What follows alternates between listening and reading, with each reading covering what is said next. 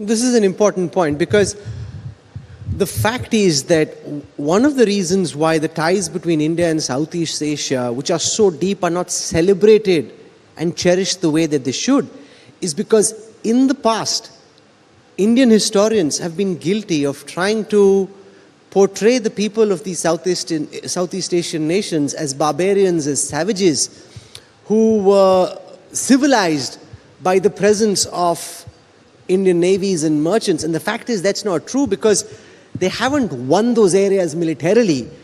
They've absorbed the ideas. It's the power of the Indian intellect that actually changed Southeast Asia, not the might of the Indian army. Correct. And this is very important because the world is full of empires of the sword, but empires of the spirit, where intellectual ideas conquer other nations by their sheer power and sophistication. That is much more rare in history. And that is what India achieved in Southeast Asia in the 6th, 7th, 8th, 9th centuries. And what you find is that this whole region now uses Sanskrit as its courtly language. Stories dreamt up here in the area of the Doab and the Gangetic Plain, stories like the Mahabharata, the War of Lanka, the Ramayana.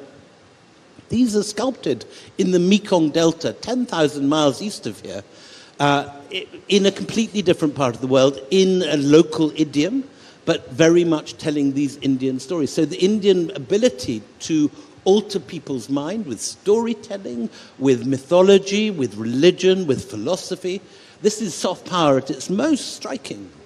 So we've had soft power going back millennia.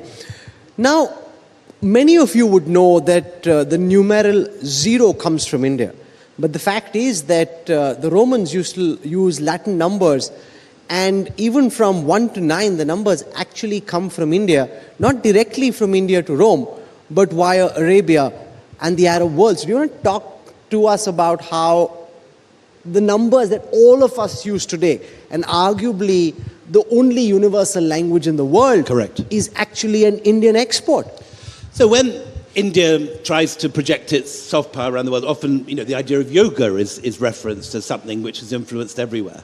But you can make a much stronger case for Indian numbers, for 0, for the decimal system. All ideas dreamt up in India being this foundational beginning, and as you say, the nearest thing the human race has to universal language. Amazingly, very few people know this outside India, because at some point in the 18th and 19th centuries, the Indian number system, which was always known when the ideas are traveling, it's always called the Hindu